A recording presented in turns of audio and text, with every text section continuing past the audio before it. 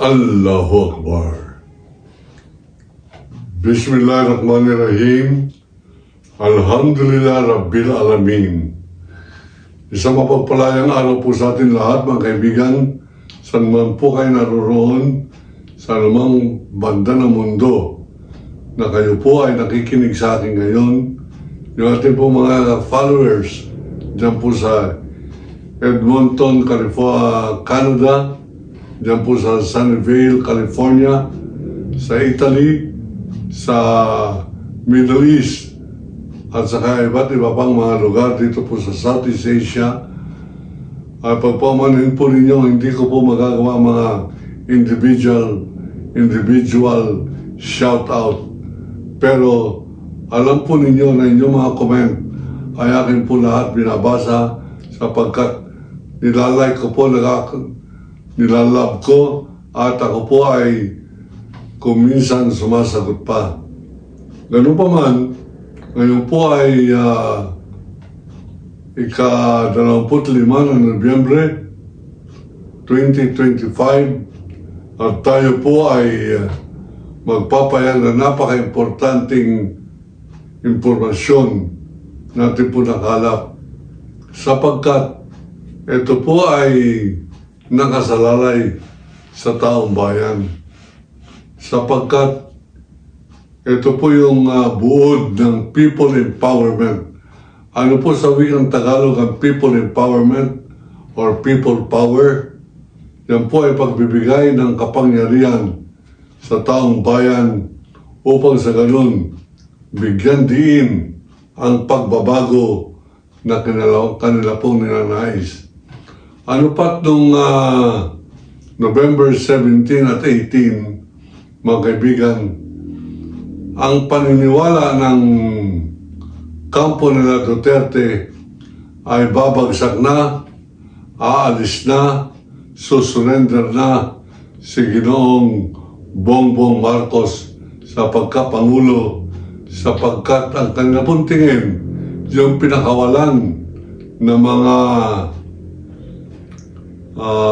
saksi or witnesses ni Marcoleta ng Iglesia ni Cristo ay sapat na upang sa ganun pabagsakin ang panguluhan ni Bongbong Marcos sa pamamagitan ng pag-amin di umano ni Saldico na siya mismo ang nag-deliver ng pera, siya mismo ang tumawag kay Nina Pangandaman, yung pong DBM, para sabihin na may approval si Presidente BBM sa insertion dyan po sa GAA or General Appropriation Allocation o National Budget.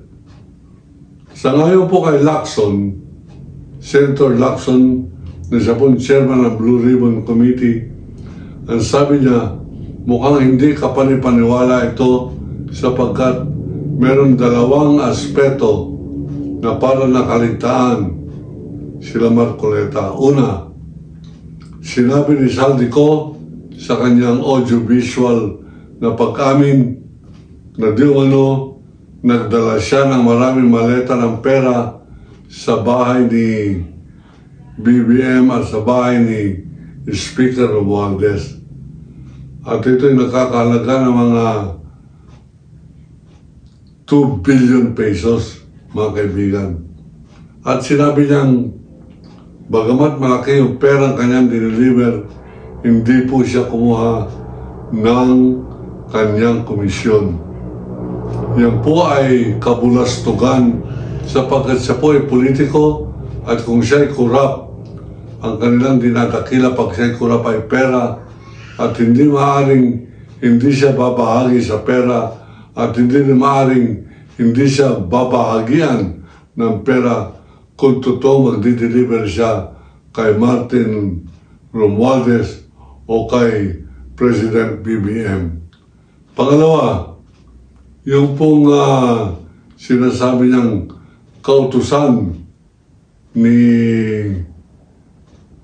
BBM o ni Bongbong Marcos ang pag-insert. Bakit niya ito veto?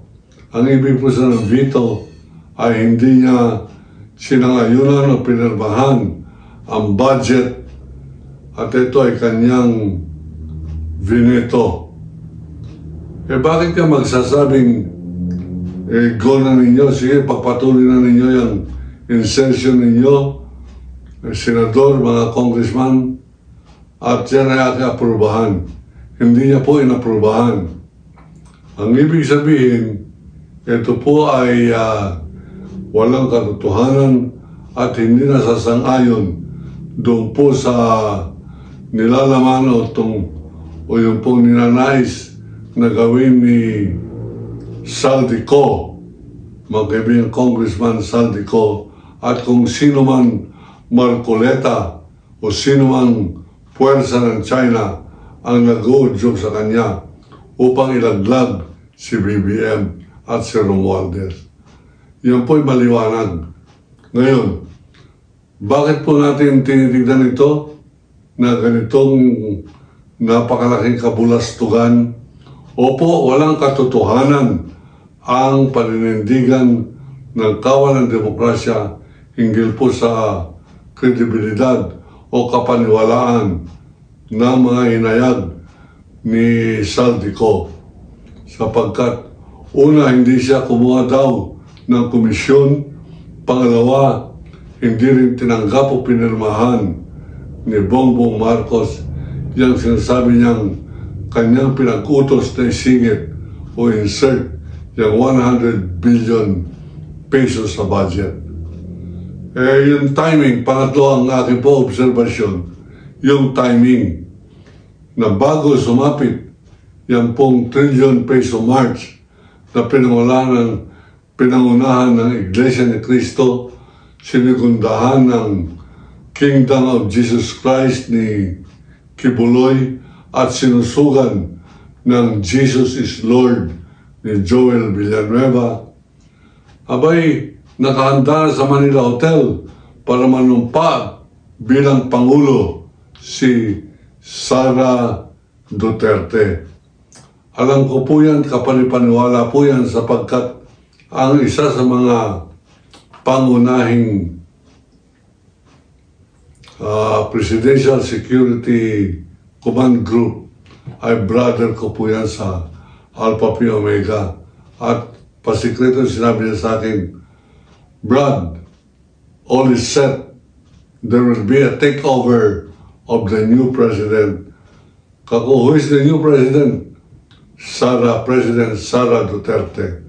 Why so? If the military is part of the plot to bring down Marcos, why not the military? Because the military is not acceptable to the Iglesia ni Cristo, it's not acceptable to Kingdom of Jesus Christ and GIL. What is acceptable is the Constitution, and the Constitution says it is the Vice President who will take over the vacancy of the presidency. So ito po hindi nangyari, hindi po naging Pangulo itong si Sara Duterte noong November 18 at hindi po natuloy ang malaking rally noong November 18. Ang hindi nila alam, nakahanda masyado ang mga die-hard security force ni BBM, and some of them are members of the Blackwater Security Force, yung pong pinaka-deadly, pinakamagaling na security provider dito po sa Pilipinas at sa Middle East ay nagbabantay ngayon sa seguridad ni President Bongbong Marcos. And I endorse that also. Bakit? Sapagkat ayokong bumagsak si BBM. Bakit? Sapagkat siya ay dinidiktahan o gustong pabagsakin ng China at ng Iglesia ni Cristo at ng kampo ni Duterte, kampo ni Villanueva, kampo ni Kibuloy. Bakit? Sapagkat sa panahon ni BBM, nawasak ang kingdom ni Kibuloy, nahuli ang dating Pangulo na si Duterte dahil sa kingdom sa Panguluhan ni Bongbong Marcos.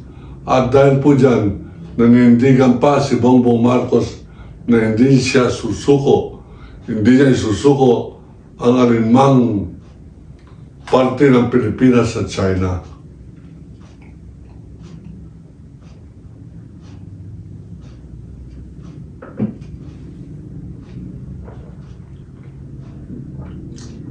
At pag ganyan ang paninindigan ni Bongbong Marcos, mga kaibigan, karapat-dapat lamang siyang suportahan ng kawal ng demokrasya, sapagkat ang kawal ng demokrasya hayagan na lumalaban sa pananakop ng mga komunistang inchik sa ating bansa habang walang ginagawa ang ating military, walang ginagawa ang Senado, walang ginagawa ang Kongreso upang ito ay protestahan, mga kaibigan.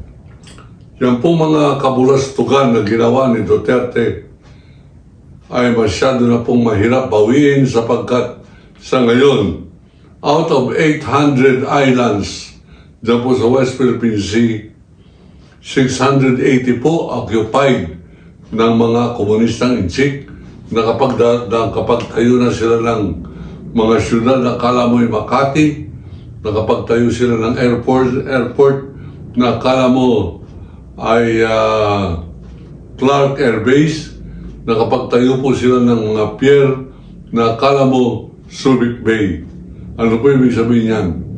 Yung pagtanggap at pagsuporta nila Senator Bongo, President Duterte sa China ay masyado naging matibay at mahirap na pong buwagin.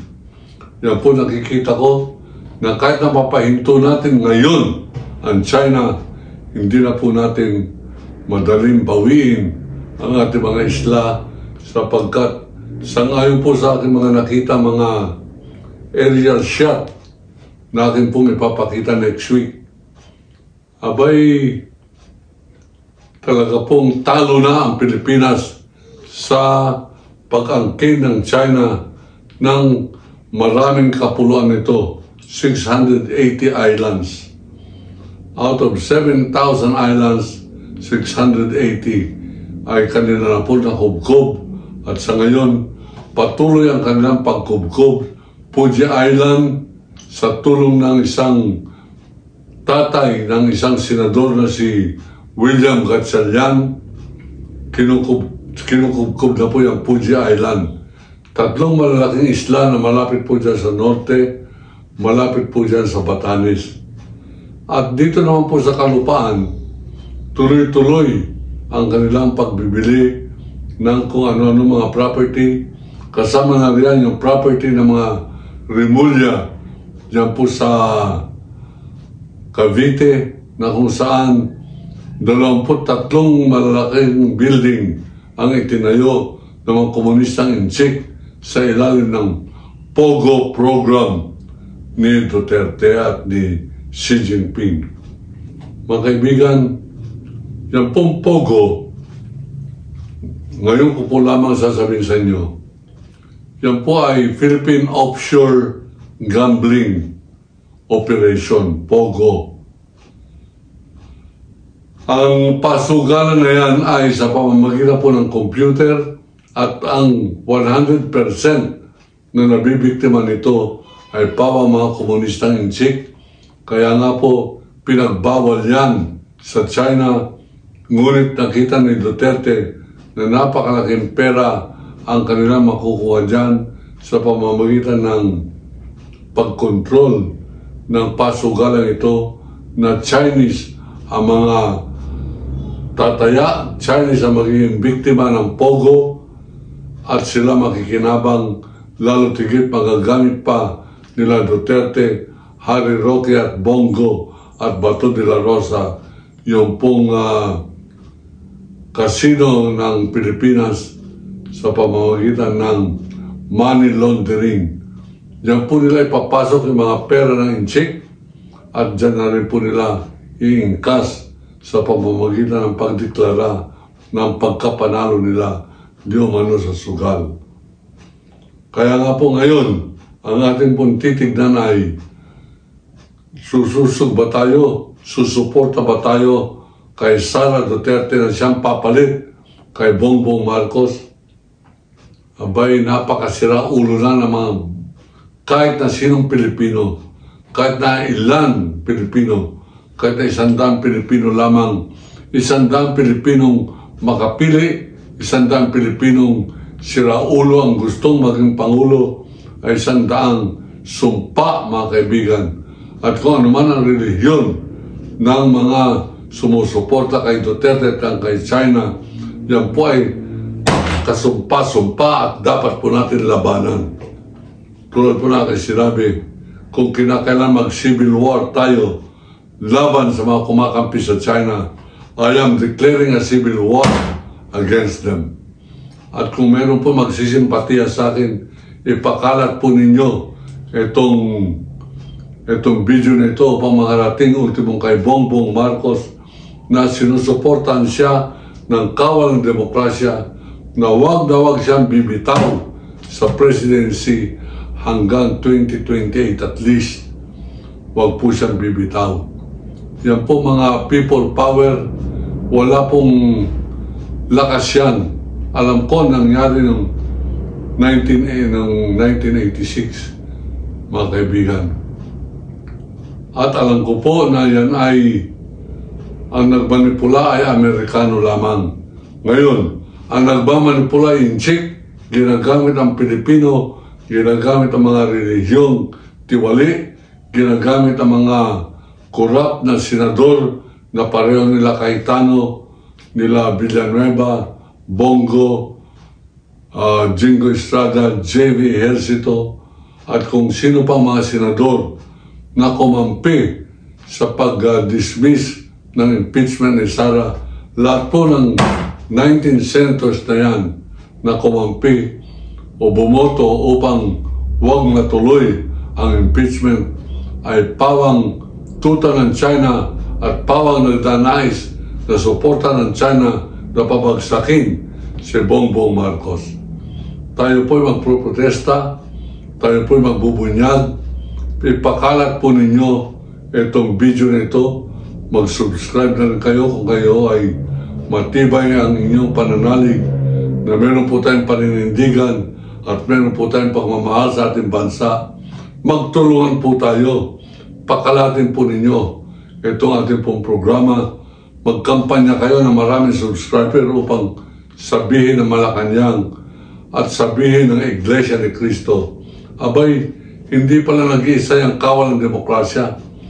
Marami palang kapanalig, marami nagsishare, maraming viewers, at matibay ang paninindigan.